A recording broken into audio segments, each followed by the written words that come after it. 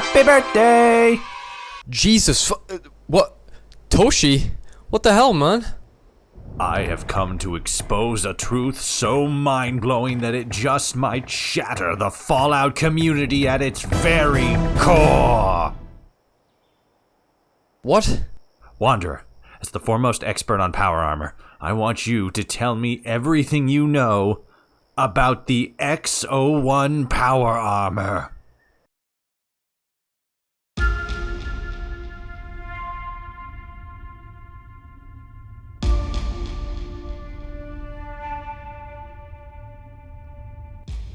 While much about the true story of the X01 power armor is unknown, residents of the Wasteland do know one key detail that to this day chills them to the bone. That is, that this armor was developed by a powerful, secretive military faction known as the Enclave, a group I am all too familiar with. Forged using lightweight metal alloys, reinforced with a ceramic casting, and designed to both deflect and reduce enemy fire, the X01 power armor stands as both the pinnacle of Enclave engineering, as well as the most powerful suit of armor the Wasteland has ever seen. Even the most inept scaver can become a lethal opponent once clad in this imposing armor.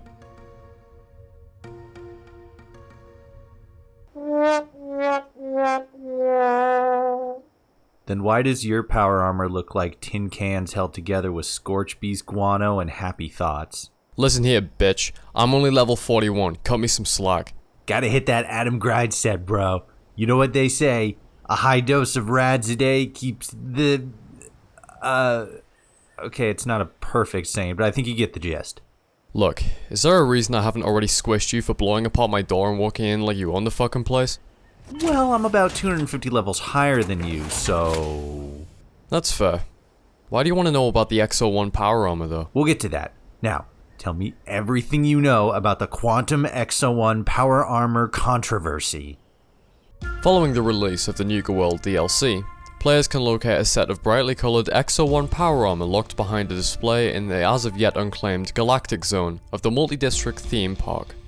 Terminal entries reveal that this set of armor was put on display by Nuka World shortly before the Great War, completely contradicting the understanding that the X01 power armor was developed by the Enclave after the war. This sent a wave of frustration across the community, as it was proof to many people a strong lack of consideration for continuity towards the source material was used for the Fallout universe. What's with the 20 questions though? Don't you already know all this stuff? Yes, but it's informative to the audience and helps pad the video's runtime.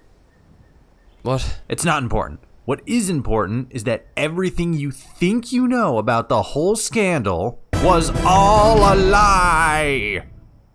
Have you been huffing jet? Are you taking the piss or something? Not only is it true, but I can fucking prove it. So right away we have a few questions when it comes to the X01 power armor. Was the X01 armor really developed by Nuka World scientists, or was it developed by the Enclave? If it was created by the Enclave, as we currently believe it to be, seeing as how it's based off the armor in Fallout 2, how can the quantum armor exist? If it was created by Nuka World scientists pre-war, how can this set of armor be the exact same one we see the Enclave using in Fallouts 2 and 3, and that we can also find all over Boston and Appalachia? To answer these questions, as with most stories, we have to go back to the beginning. Alright, enough of that. I don't need Austin breathing down my neck with a lawsuit. I've seen that man form a case. First launched on the 7th of February 2005, the Vault was created by Polish writer Paweł Dębowski.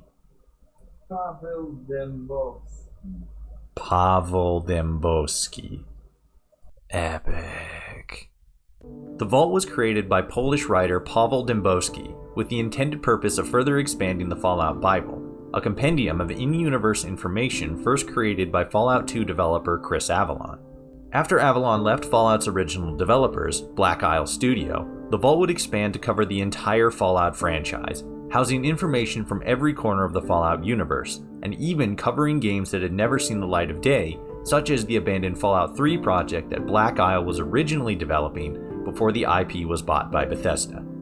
The vault would see a record-shattering popularity and traffic in both 2008 with the launch of Bethesda's Fallout 3, and then again with Obsidian Entertainment's Fallout New Vegas in 2010, making the vault one of the most popular web pages ever hosted by Wikia, the hosting service that we now know today as Fandom.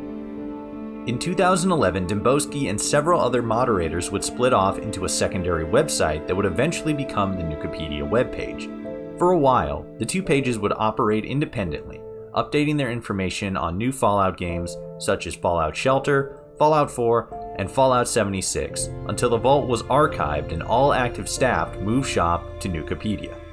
Both pages still exist today, and some of you might have even spotted both pages linked on my favorites bar during my live streams at twitch.tv/followertoshi. Stop on by for Fallout Fridays. Nice plug. While both pages are still up and active, the vast majority of casual scholars will end up using Nukipedia as their reference point for any questions related to the series. However, we are not casual scholars here on the Follower Toshi channel, and I would present to you that the entire reason the Quantum Exo-1 armor controversy exists is due to this bifurcation of the collective knowledge of the Fallout franchise.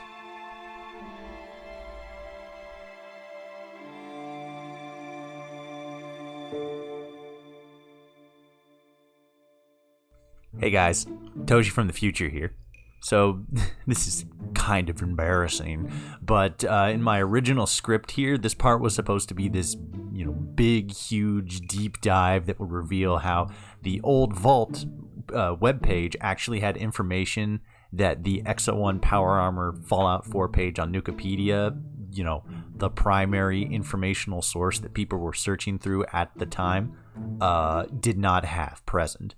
Because production in this video actually took so long from when I first wrote up and thought up this script, the page is actually updated to include a lot of information that was originally missing. For the sake of this video's larger point, we're going to gloss over the fact that the new information added to the Fallout 4 armor page is an exact word-for-word copy of the information on the general Exo-1 Power Armor page, and focus on the key bits of information that matter here.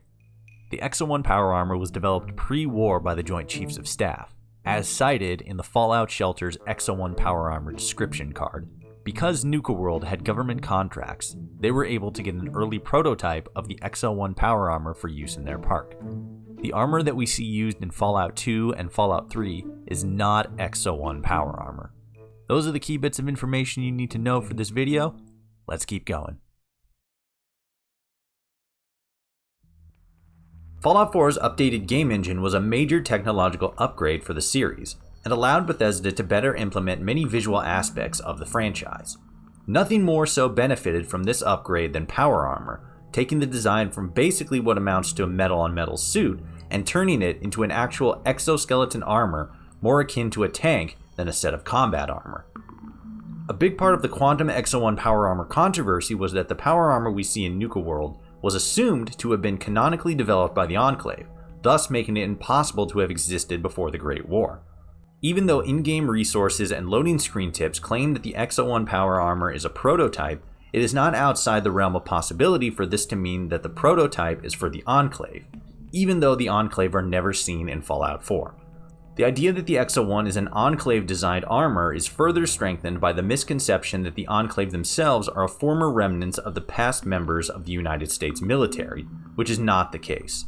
In reality, the Enclave are comprised of a mixture of former members of the United States government, the military-industrial complex, as well as business and financial elite members of society. Well, we already know that it was developed by the Joint Chiefs shortly before the Great War, as revealed in the technically non-canon Fallout Shelter. In addition, with the release of Fallout 76, we also know that the schematics for the Exo-1 Power Armor prototype, the armor that we see in Fallouts 4 and 76, was stored in the government archives underneath the White Springs in a bunker under the control of the Enclave. As for the power armor that we see in Fallouts 2 and 3, that is power armor that has been further advanced and improved on from the original Exo-1 design, hence the name Advanced Power Armor.